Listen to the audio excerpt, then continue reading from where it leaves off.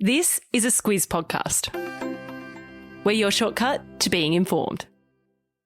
Squiz Kids! It's your daily news fix. Fun, free, fresh.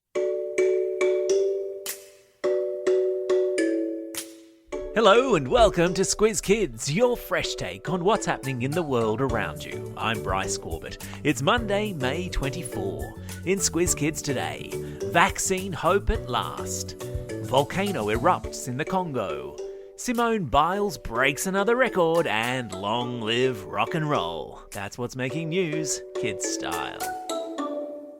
The Lowdown. There was a welcome glimmer of hope on the coronavirus front yesterday, with indications from both the United Kingdom and the United States that their vaccination programs are starting to work. A new study out of England found that both the Pfizer vaccine and the AstraZeneca vaccine were highly effective against COVID, with a success rate of up to 88%.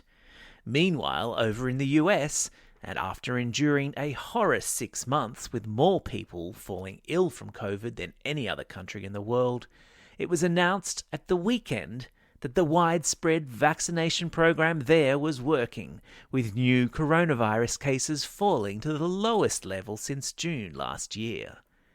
There have so far been 1.6 billion doses of vaccine stuck into arms across 176 countries around the world, making it the biggest vaccination effort in history.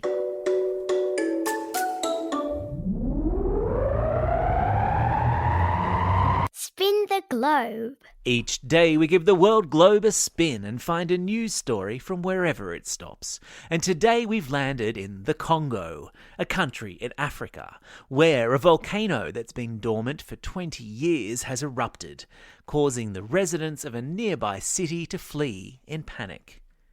Mount Nyiragongo erupted in a fiery display on Saturday night, sending lava spewing into the night sky and racing down the mountainside towards terrified residents of the city of Goma. Reports say the lava was moving at speeds of up to 60 kilometers per hour, causing many of the city's residents to panic and flee. Goma has a population of about 2 million. Last night there were reports the lava had even reached the city's main airport. The volcano is also close to a national park where gorillas live, so there were concerns also for the safety of various troops of the endangered species. There's a link in today's episode notes to video footage of the volcanic eruption, and it's pretty spectacular. Sport time. Just when you thought US gymnast Simone Biles couldn't possibly surprise or impress the world anymore with her strength and skill, she's gone and landed a double pike that until now has only ever been achieved by men.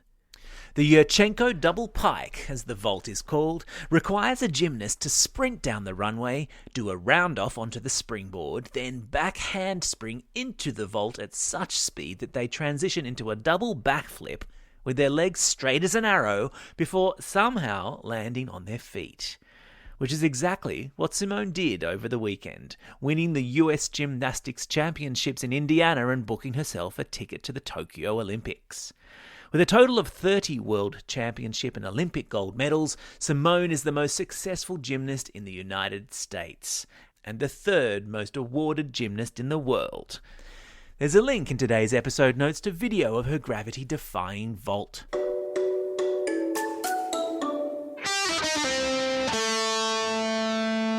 Pop Culture Corner. There was smoke, there were lights, there were outrageous costumes, and more sequins than your regular suburban dancer, Stedford. But in the end, there could only be one winner.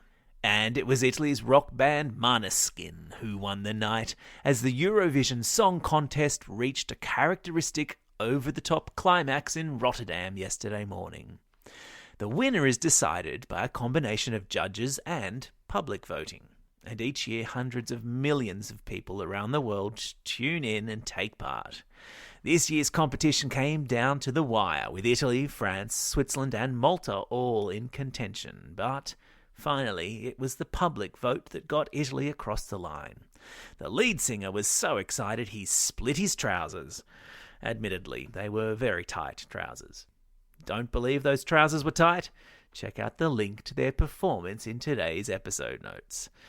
There you go. That ought to kickstart your Monday. Time for the Squiz. This is the part of the podcast where you get to test how well you've been listening. Question number 1. What is the name of the country in Africa where a volcano has just erupted? That's right, it's the Congo. Question number 2. What's the name of the US gymnast who pulled off a Yurchenko double pike over the weekend? You got it. It was Simone Biles. Question number 3. Which country won this year's Eurovision Song Contest? Yeah, it was Italy.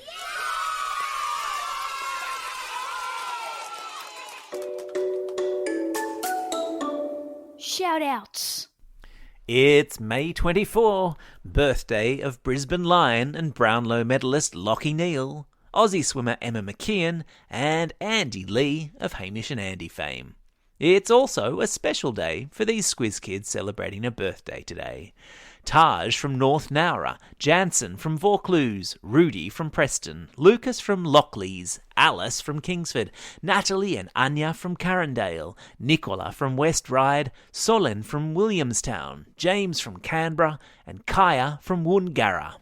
And a belated birthday shout out to Oliver from Abbotsford, who turned 11 over the weekend.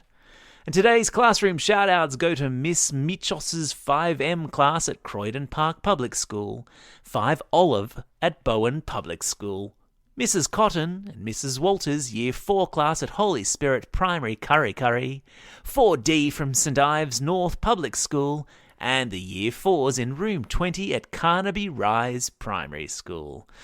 Don't forget, if you've got a birthday coming up and you want a shout-out, or if you're after a classroom shout-out, drop us a line at squizkids@thesquiz.com.au. Well, that's all we have time for today. Thanks for listening to Squiz Kids. We'll be back again tomorrow. In the meantime, get out there and have a most excellent day. Over and out. Squiz Kids is proudly supported by the Judith Neilson Institute for Journalism and Ideas.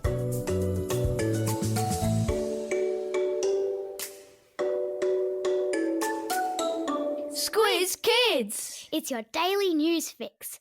Fun, free, fresh.